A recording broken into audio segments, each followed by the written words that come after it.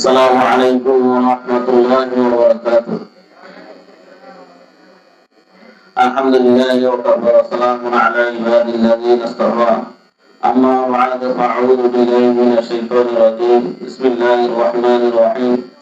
والذي بعث في الأميين رسولا منهم يتلو عليهم آياته ويزكيهم ويعلمهم الكتاب والحكمة. قال رسول الله صلى الله عليه وسلم: إنما بعثت معلما أو كما قال عليه الصلاة والسلام.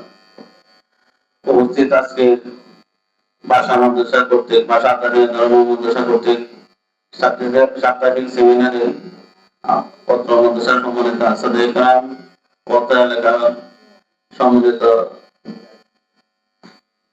অতিথিবৃন্দ এবং আমার সামনে উপস্থিত আমাদের পত্র প্রতিষ্ঠানের বিভিন্ন প্রান্ত থেকে আগত ছাত্র ভাইয়েরা, আজকে আমাদের সাপ্তাহিক জলসার বিষয়বস্তু ছিল যে বর্তমান 2026 ফুটবল বিশ্বকাপের শরীর বিধান এবং আরো বিভিন্ন বিষয় ছিল হাম মাঠ গঠন এবং জুমার খুতবা ছিল। আমি যতটুকু শুনেছি আলহামদুলিল্লাহ ভালো হয়েছে, যেহেতু এটা আমাদের এটা একটা ক্লাস শিক্ষা, এটা বহুপ্রান্তি হবে, এটা মন ঘন্টানোর কিছু নেই। আর এই বহুপ্রান্তি থেকে শিক্ষা নিয়ে আরো সামনে আরো যাতে সুন্দর হয় এই প্রতিজ্ঞা নিতে হবে। আমাদের যে বিল্লাল ভাই যে কথাগুলো বলছে, এটা আসলে আমাদের একটা ক্লাসের অংশ। আমাদের ছাত্রদের মাঝে মঙ্গলবার দিন একটা গুরুত্বপূর্ণ সময়, এসার পর থেকে 10টা-11টা পর্যন্ত গুরুত্বপূর্ণ সময় আমরা লেখাপড়া করতে এই সাপ্তাহিক জলসাগুলো আমরা নির্ধারণ করেছি। অবশ্যই এটার গুরুত্ব আছে, তাই তোমরা এখানে গুরুত্ব সহকারে উপস্থিত থাকবে এবং প্রস্তুতি নেবে। মন করার কথা দায় সারা যদি তোমরা উপস্থিত না হও, সকলেই বড় গুরুত্ব দেবে। আমি আজকে বিক্ষিপ্ত ভাবে কিছু কথা বলবো, তার আমি কথা বলবো না, বিভিন্ন বিষয়ে কথা বলবো। তাছাড়া আমি এই কথাবার্তা মুক্তিতে দিয়ে অভ্যস্ত নই।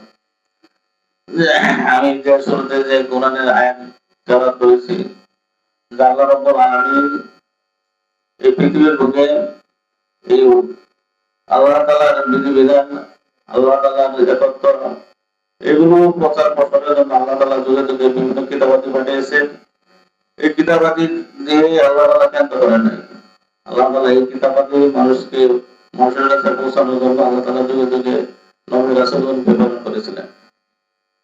আল্লাহ তাআলা কোরআন শরীফে বলেছেন যে আমাদের নবী সাল্লাল্লাহু আলাইহি ওয়াসাল্লামকে প্রেরণ করেছেন ওয়াল্লাহি বা'আসা ফিল উম্মিয়িনা রাসূলান। আল্লাহ তাআলা আরবের এই জাহিলিয়াতের যুগে মুনকারের মাঝে আল্লাহ তাআলা যে নবী প্রেরণ করেছিলেন, এই নবী প্রেরণের উদ্দেশ্য ছিল ওয়াল্লাহি বা'আসা ফিল উম্মিয়িনা রাসূলান মিনহুম ইয়াতলু আলাইহিম আয়াতিহি, যে নবী তাদেরকে আল্লাহ তাআলা আয়াত, আল্লাহ তাআলা বিধিবিধান তাদেরকে তেলাওয়াত করে শোনাবেন। ওই জাকিহিম, এবং তাদেরকে বিভিন্ন নসিহত করাবেন, বিভিন্ন যাদের মধ্যে যে অপকর্মগুলো ছিল এগুলো তাদেরকে দূর করাবেন। ওই আলিমুল কিতাব ওয়াল হিকমা, এবং তাদেরকে কোরআন এবং হাদিসের জ্ঞান শিক্ষা দেবেন।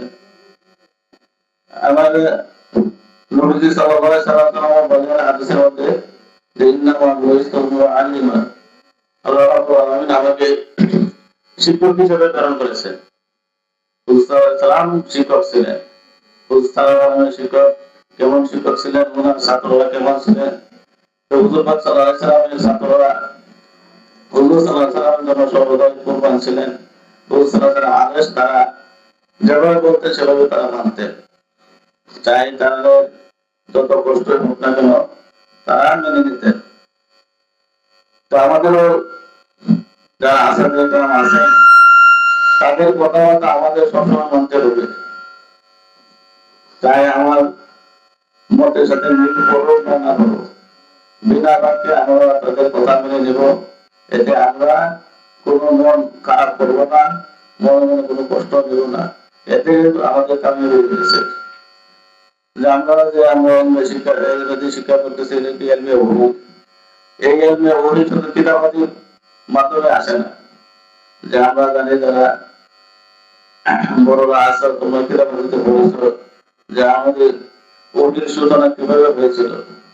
যে হুজুর সাল্লাল্লাহু আলাইহি সাল্লাম নবী হওয়ার আগে যেখানে হেরামের দিকে ইবাদত করতেন, আল্লাহ তাআলা ইবাদত বন্দেগী করতেন, কয়েকদিন পর খাবার দাবার নিয়ে যাইতেন, খানা শেষে হলে আবার বাড়িতে ফিরে আসতেন, আবার খানা নিয়ে যাইতেন।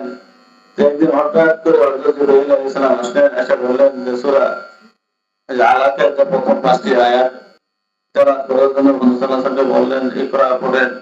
হুজুর সাল্লাল্লাহু আলাইহি ওয়াসাল্লাম বললেন, আমি পড়তে পারি না। এভাবে 2-3 বার হওয়ার পরে তৃতীয়বার হুজুর সাল্লাল্লাহু আলাইহি ওয়াসাল্লাম জিবরাইল আলাইহিস সালাম উনি জড়ায় ধরলেন, উনার বুকের সাথে সিনা মিলাইলেন। এরপরে অটোমেটিক হুজুর সাল্লাল্লাহু আলাইহি ওয়াসাল্লাম সূরা আলাকের প্রথম যে 5টি আয়াত তিনি তেলাওয়াত শুরু করে দিলেন। এছাড়া বোঝা যায় যে আমাদের যে ইলমে ওহী, এই ইলমে ওহী শুধু কিতাবাতের মাধ্যমে আসবে না, এগুলো যত উস্তাদের সাথে যত আমাদের গভীর সম্পর্ক হবে, যত উস্তাদের কাছাকাছি যেতে পারবো, আমরা ততই ইলমে ওহী আমরা সবক শিখতে পারবো। আর এই ইলমে ওহী শুধু কিতাবাতে পড়ার মাধ্যমে হয় না। যে বলা হয় থাকে যে বর্তমান জমানায় যে একটি বড় ইসলামী দল জামাতে ইসলাম, এই জামাতে ইসলামের যে প্রতিষ্ঠাতা ওনার নাম হইল আবুল আলা মওদুদী।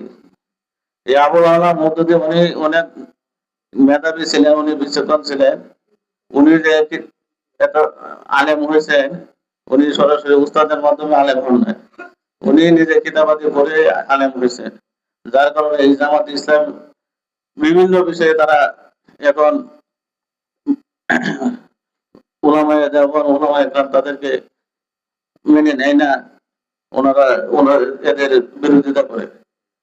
সে এই মওদুদী যে নবীদেরকে মাসুম মনে করে না, সাহাবাদেরকে নিষ্পাপ, সাহাবাদেরকে সত্যের মাপকাঠি মানে না। এগুলো হইল যে উস্তাদের সংস্রবে না থাকার কারণে এত মেধাবী হওয়ার পরেও সেই পথভ্রষ্ট হয়েছে। আমাদের কর্মী মাদ্রাসার মধ্যে যারা জামাতের সাথে জামাতের যুদ্ধে তাদের ব্যাপারে বড়রা বলে থাকে যে সে যে জামাতের যুদ্ধে উস্তাদের সাথে কোনো বেদবি করছে, যার কারণে এই একটা গুমরাহ দলের মধ্যে সামিল হয়। যে মওদুদী সে কিতাবাদি করছে, সে মেধাবী ছিল, কিন্তু তার উস্তাদ ছিল না, উস্তাদের সাথে সে সবক শিক্ষা করে নাই।